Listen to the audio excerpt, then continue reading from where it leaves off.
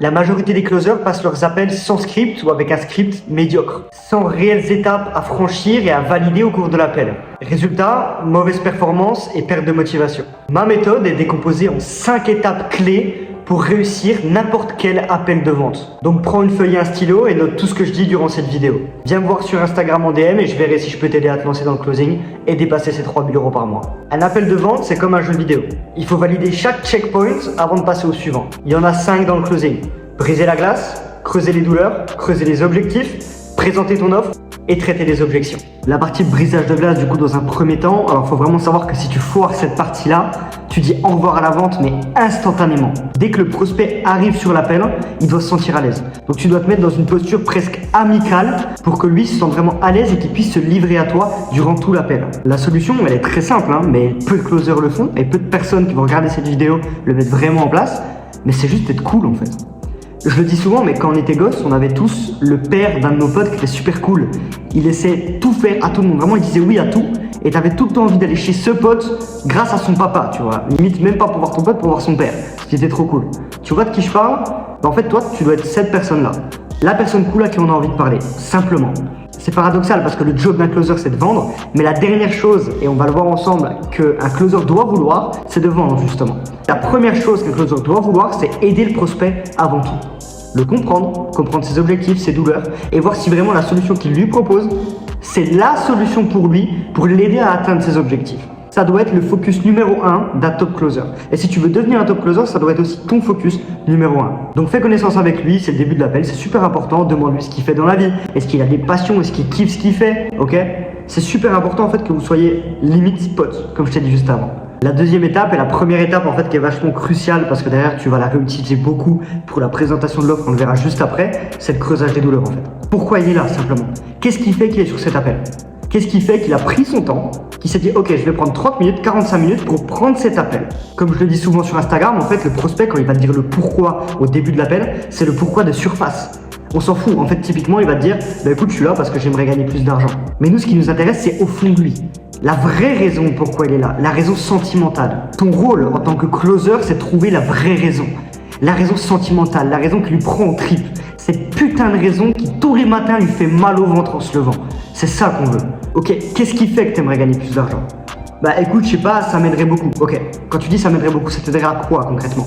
Bah je sais pas, emmener mes enfants en vacances par exemple. Ok, parce que actuellement tu peux pas emmener tes enfants en vacances, c'est ça? Bah en fait voilà, ça fait 5 ans que je peux pas les emmener, etc. Ok, qu'est-ce que tu ressens par rapport à ça? Bah je me sens nul en fait et je sens qu'ils sont pas fiers de moi et j'aimerais les rendre fiers. C'est cette putain de raison qu'on veut en fait. C'est la dernière phase, c'est ça qu'on veut. On s'en bat les couilles qui veulent aller en vacances avec ses enfants ou alors qui veulent gagner plus d'argent, ça veut rien dire en fait. Et si tu restes dans la surface, jamais de la vie tu vas le closer à la fin. Alors que s'il te dévoile qu'il se sent comme une merde parce que ses enfants le regardent mal et parce qu'ils sont même pas fiers de lui parce que ça fait 5 ans qu'ils peuvent pas partir en vacances, là tu l'as la vraie raison. Et je peux t'assurer qu'une fois qu'il a dit ça, une fois qu'après tu vas aller chercher ses vrais objectifs, on va le voir juste après, il n'y a aucun monde où il paye pas. Aucun. Donc dis-toi qu'en creusant, littéralement ça m'arrive tous les jours, tu passes d'un je veux gagner plus d'argent à un mes enfants ne sont pas fiers de moi et ça me pèse et ça me fait mal au ventre et je veux changer ça. Il y a un monde entre les deux en fait. Et c'est là où 90% des closers se foirent en fait. C'est dans le creusage de douleur parce qu'ils osent pas poser les bonnes questions et des questions précises. Pose-toi juste 2 secondes et réfléchis. Est-ce que tu penses vraiment que si tu arrives à lui faire sortir cette vraie raison, tu penses vraiment que la personne va hésiter? Jamais de la vie. Elle va payer mais directement et sans se poser de questions. Donc là du coup il y a le creusage des objectifs. Même chose que le creusage des douleurs, sauf que du coup il faut voir, ok, qu'est-ce qu'il veut faire? C'est quoi ses objectifs? Ok, il est là parce qu'il veut remplir ses enfants, mais pourquoi il veut remplir ses enfants? Après, il y a quoi en fait? C'est quoi ses vrais objectifs de vie? C'est ça qu'on veut savoir. Il faut qu'il se projette avec ses objectifs perso. Si tu veux que ta solution ce soit son pont entre ses douleurs et ses objectifs, il faut le projeter, t'as pas le choix. Si on prend le même exemple, bah écoute, moi comme je te disais en fait, mon objectif c'est d'emmener tous les ans mes enfants en vacances. Ok, ça marche, mais Damien, comment tu te sentiras quand tu pourras emmener tes enfants en vacances tous les ans? À quel point c'est important pour toi d'emmener tes enfants et de les faire profiter comme tu viens de me le dire? En lui posant ces questions, il va te dire toutes ses émotions. Et il va même ressentir comme s'il avait déjà accompli ses objectifs. Ce qui fait qu'en fait, quand tu vas lui rappeler ses douleurs à la présentation de l'offre, il va avoir un tel fossé entre ses objectifs et ses douleurs, il aura déjà goûté à la vie qu'il veut pendant l'appel parce que tu vas tellement creuser encore et encore qu'il va voir sa vie, va voir ses objectifs. Et après, quand tu vas lui présenter l'offre, tu vas lui rappeler ses douleurs, il va se dire merde, putain, ma situation ne me convient tellement pas. Et là, il y a un fossé énorme qui va se créer entre les deux. Et pour traverser le fossé, toi, tu proposes un pont, ta solution. En fait, quand tu lui crées un fossé comme ça, la douleur, elle est telle qu'il y aura juste une seule option, c'est changer les choses. La douleur, elle sera beaucoup trop forte pour qu'il se dise juste « Oh, allez, c'est bon, je reporte ça plus tard ». Ça sera impossible pour lui. Donc ton offre, il va la prendre. Maintenant, il y a l'étape présentation de l'offre avec la méthode Dupont. C'est la méthode que j'utilise, que j'enseigne dans mon académie et c'est super important de la respecter si jamais tu es sur cette vidéo. Comme je le disais juste avant, en fait, quand tu lui présentes l'offre, il faut que tu arrives à créer un fossé qui est énorme entre sa situation actuelle et sa situation désirée, ses objectifs. Donc un exemple très concret avec mon offre, par exemple, si je présente mon offre à quelqu'un, là par exemple je dirais à Damien, donc à cette personne en reprenant le même exemple, ok Damien, donc moi dans un premier temps, je vais te former au closing, ok, pour que tu stoppes, tu vois, cette façon négative de penser. Tu sais, tu m'as dit que tes enfants n'étaient pas fiers de toi, que tu pouvais pas les emmener en vacances, que ça te pesait, que tu te sentais nul. Le but c'est que je t'apprenne ces compétences-là pour que tu stoppes tout ça.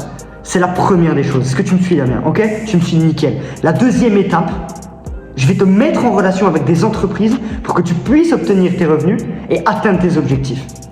Et en closing, en fait, vu que les résultats sont assez rapides, parce qu'entre ces deux étapes-là, il se passe moins de 2 semaines, là, tu vas pouvoir aller chercher tes putains d'objectifs, Damien, et aller chercher vraiment que tes enfants soient fiers de toi, de pouvoir les emmener en vacances toutes les semaines, si tu le veux, Damien, putain. Tu te rends compte ou pas? C'est vraiment ça l'objectif, que tu te sentes bien, que tu sens que tes enfants soient fiers de toi, que tu arrêtes de te sentir mieux, et que tu déchires tout dans la vie. Est-ce que tu me suis par rapport à ça? Est-ce que ça te parle ce que je te dis? Est-ce que ça te motive, Damien? Là, tu vois, tu penses que j'en fais trop, mais c'est clairement comme ça qu'il faut présenter l'offre. Là, j'ai repris ses douleurs, j'ai repris ses objectifs. Là, j'ai créé un fossé qui est tellement gros. En fait, le pont il est tellement énorme que là, il se dit putain, mais je peux pas y arriver tout seul, c'est impossible. C'est qui va me permettre d'y arriver? C'est Thomas, donc c'est moi. Et peu importe le domaine, là je te parle de closing parce que c'est mon offre et c'est ce que je commercialise. Maintenant, si tu closes pour un coach sportif, c'est la même chose. C'est juste ses objectifs et ses douleurs qui changent, mais sinon c'est la même chose. C'est-à-dire que tout le processus que je t'ai appris durant cette vidéo, si tu le mets en place, t'as un taux de closing qui est supérieur à 70%, assuré. Donc creuse ce putain de fossé et je peux te dire que ta solution, ça deviendra mais automatiquement mais une évidence pour lui et la seule solution. La dernière partie est une des plus importantes finalement si jamais la personne en face de toi a des doutes, ok, c'est le traitement d'objection. Alors là c'est la même chose que la présentation de l'offre, je ferai une vidéo qui sera dédiée au traitement d'objection et comment t'apprendre à traiter chaque objection en détail pour que tu sois un expert là-dedans. Donc là ce qu'on va faire c'est que je vais te donner surtout les étapes une par une pour traiter n'importe quelle objection. Pour traiter une objection, il y a 4 grosses étapes. Comprendre l'objection, valider l'objection, reformuler l'objection et détruire l'objection.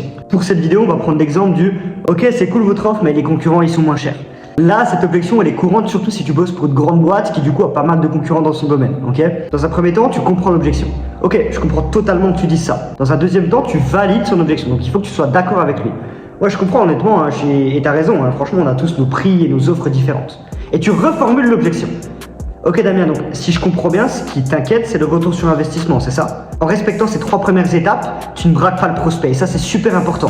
Il voit que tu es d'accord avec lui, et en fait du coup ça te permet de garder cette relation de confiance que tu as instaurée depuis le début de l'appel. Sur la 3e partie, vous avez vu, j'ai reformulé l'objection. Il m'a dit c'est trop cher, et moi j'ai dit ok. Donc ce qui t'inquiète Damien, si je comprends bien, c'est le retour sur investissement. C'est ça? En lui posant cette question, il va devoir me dire le pourquoi il dit ça exact. Donc là il va donner toutes ses raisons, donc tu vas toutes les détruire en lui rappelant pourquoi il est là, et à quel point c'est important pour lui d'obtenir ce changement et d'aller chercher ses objectifs. Il y aura une vidéo complète sur le traitement d'objection, mais je vais quand même te donner, je vais pas te laisser sur ta faim, ok, une question à poser dans ce genre de cas précis. Ok Damien, c'est quoi le plus important pour toi aujourd'hui concrètement et réponds-moi sincèrement?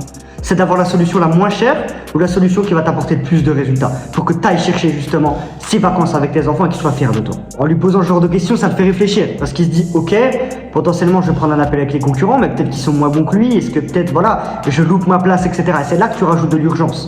Et tu lui dis écoute Damien, moi il me reste 3 places. Si tu l'as mis en confiance au début de l'appel, que tu as fait le taf en creusage de douleur, en creusage d'objectifs, que tu as bien présenté l'offre, etc., c'est impossible pour lui qu'il passe à côté d'une occasion pareille pour changer sa vie. C'est impossible qu'il se dise ah c'est bon, je reporte à plus tard et peut-être que je laisse passer ma chance. Jamais de la vie. Donc ça, c'était pour la partie détruire l'objection. C'est tout pour cette vidéo, du coup, j'espère qu'elle t'a plu, j'espère que vraiment la valeur que je t'ai apportée durant cette vidéo va t'aider. Encore une fois, like et abonne-toi, ça fait grave plaisir, ça m'aide de fou, tu peux même pas t'imaginer. Donc si jamais ça t'intéresse de vivre justement du closing, dépasser les 3, 4, 5 et plus par mois et te faire accompagner personnellement par un coach et dépasser justement ces résultats en moins de 3 mois, envoie-moi un DM sur Instagram et je verrai si je peux t'aider. Ah oui, attends, pars pas, nouvelle vidéo tous les samedis, c'était Thomas, à la prochaine.